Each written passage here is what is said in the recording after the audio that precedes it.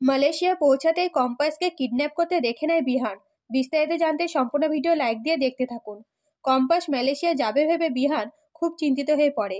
তাও কম্পাসকে মালয়েশিয়া যেতে বাধা দেয় না, বরং কম্পাস বাড়ি থেকে বেরোনোর সময় বিহান কম্পাসের সামনে এসে দাঁড়াতেই কম্পাস বলে, বিহান স্যার, চিন্তা করবেন না, আমি যে কাজে যাচ্ছি সেটাতে সফল হলে আপনাদের গর্ব হবে, আপনাদের সম্মান নষ্ট হবে, সেরকম কাজ আমি করব না।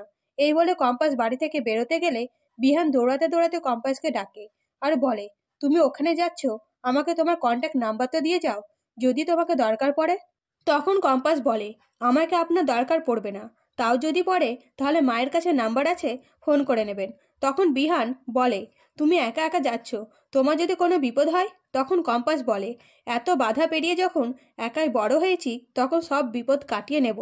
এই বলে কম্পাস বাড়ি থেকে বেরিয়ে মালয়েশিয়া পৌঁছাতেই অখিলেশের লোক অখিলেশকে ফোন করে বলে, মেয়েটি মালয়েশিয়া পৌঁছে গেছে।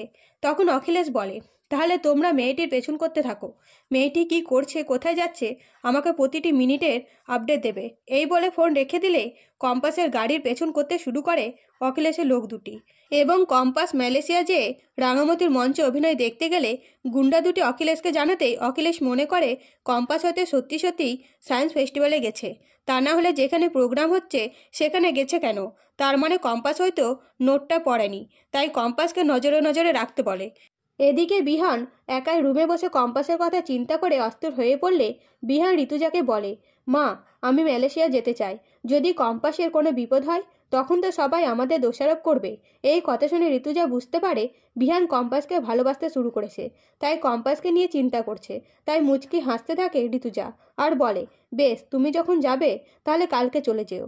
এরপরে ঋতুজা কম্পাসকে ফোন করে সবটা জানায় আর বলে, তুই আজকের মধ্যে বিজ্ঞানীর সাথে দেখা করে নেওয়ার চেষ্টা কর, কারণ বিহানকে এখানে আটকানো সম্ভব হবে না।